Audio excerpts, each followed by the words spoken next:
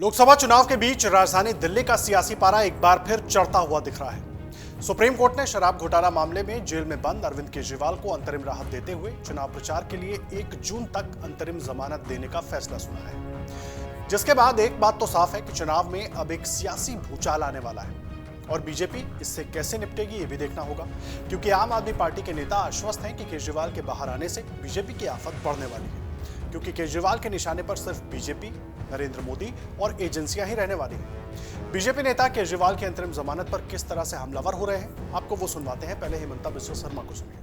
क्या बेल मिला? बोले आप चोर हैं लेकिन आप 1 महीना का कैंपेन करो। वो बेल बोलता है क्या? कोई रेस्पेक्टफुल लोगों बेल लेगा ही नहीं, बोलेगा आई पोलाइटली डिक्लाइन। वो क्या बेल है कि आप जाओ 1 तारीख फिर वहां पर आ जाओ। वहीं मनजिंदर सिंह सिरसा ने भी जमानत पर सवाल उठाए, आपको सुनवाते हैं। अरविंद केजरीवाल जी शराब घोटाले में लिप्त हैं। आज मानयोग सुप्रीम कोर्ट के जजमेंट के बाद क्लियर हो गया, उनको 1 तारीख के लिए केवल चुनाव के लिए कोर्ट ने अलाउ किया है और 1 तारीख के बाद उनको दोबारा जेल जाना होगा।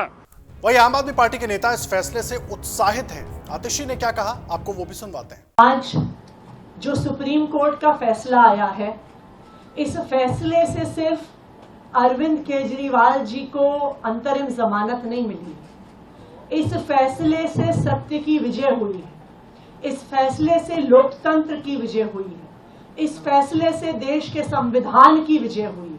आपको बता दें 21 मार्च को अरविंद केजरीवाल को शराब घोटाला मामले में गिरफ्तार किया गया था। केजरीवाल को जेल में 40 दिन पूरे हो चुके हैं और 21 मार्च को अरविंद केजरीवाल की गिरफ्तारी के बाद से ही उनकी रिहाई के रास्ते मुश्किल लग रहे थे। हाईकोर्ट से लेकर सुप्रीम कोर्ट तक जमानत की याचिका लगाई जा चुकी थी। ईडी अरविंद केजरीवाल की जमानत याचिका का विरोध कर रही थी। एक नजर इस पूरे मामले की टाइमलाइन पर भी डाल लेते हैं। ईडी ने शराब घोटाला मामले में केजरीवाल को 21 मार्च को गिरफ्तार किया था। ईडी ने 22 मार्च को उन्हें राउज एवेन्यू कोर्ट में पेश किया। कोर्ट ने दिल्ली के सीएम को 28 मार्च तक ईडी के रिमांड पर भेजा, जो बाद में 1 अप्रैल तक बढ़ाई गई। 1 अप्रैल 2024 को अरविंद केजरीवाल को 15 अप्रैल तक न्यायिक हिरासत में तिहाड़ जेल भेज दिया गया था। तब से वो जेल में है। 2 अप्रैल 2024 को सुप्रीम कोर्ट ने संजय सिंह को जमानत दे दी थी। तिहाड़ में 6 महीने रहने के बाद 3 अप्रैल को वो बाहर आ गए थे। संजय सिंह को ईडी ने 4 अक्टूबर 2023 को गिरफ्तार किया था। 15 अप्रैल को दिल्ली के राउज एवेन्यू कोर्ट ने अरविंद केजरीवाल की न्यायिक हिरासत को 23 अप्रैल तक बढ़ाया।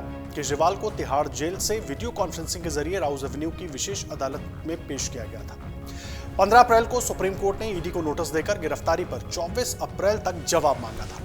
29 अप्रैल की सुनवाई में सुप्रीम कोर्ट ने केजरीवाल से ईडी के नोटिस पर सवाल पूछे। एससी ने कहा कि ईडी ने जो नोटिस भेजे उन्हें नजरअंदाज क्यों किया गया। 30 अप्रैल की सुनवाई में सुप्रीम कोर्ट ने गिरफ्तारी की टाइमिंग पर सवाल उठाए थे। 3 मई को हुई सुनवाई में लंबी बहस के बाद बेंच ने कहा था कि चुनाव को देखते हुए केजरीवाल की अंतरिम जमानत पर विचार किया जा सकता है ताकि वो कैंपेन में हिस्सा ले सकें।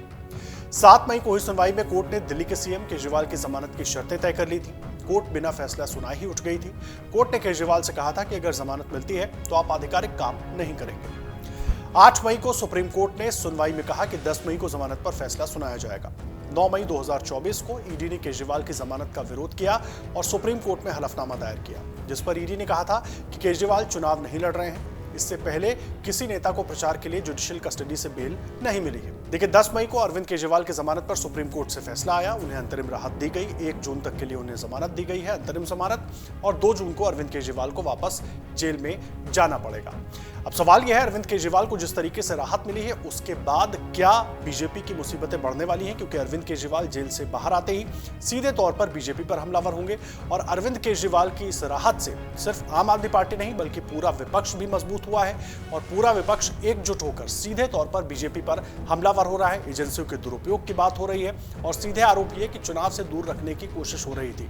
अब देखना होगा कि बीजेपी की आगे की रणनीति क्या होती है, लेकिन इस वक्त आम आदमी पार्टी में तमाम नेताओं का उत्साह बहुत ज्यादा बढ़ा हुआ है और उन सबको लगता है कि चुनाव में अरविंद केजरीवाल की ये रिहाई, बीच चुनाव में ये रिहाई कहीं ना कहीं गेम चेंजर साबित हो सकती है। आगे क्या होगा वो तो परिणाम आने के बाद 4 जून को ही पता चलेगा, लेकिन फिलहाल अरविंद केजरीवाल बाहर आकर जिस तरह से हमला करने वाले हैं, बीजेपी पर जो आरोप लगाने वाले हैं, उसके बाद बीजेपी क्या जवाब देती है वो भी देखना होगा। अगर आप ये वीडियो YouTube पर देख रहे हैं तो हमारे चैनल को सब्सक्राइब करें और बेल आइकन को दबाना ना भूलें। अगर आप Facebook पर ये वीडियो देख रहे हैं तो हमारे पेज को लाइक करें।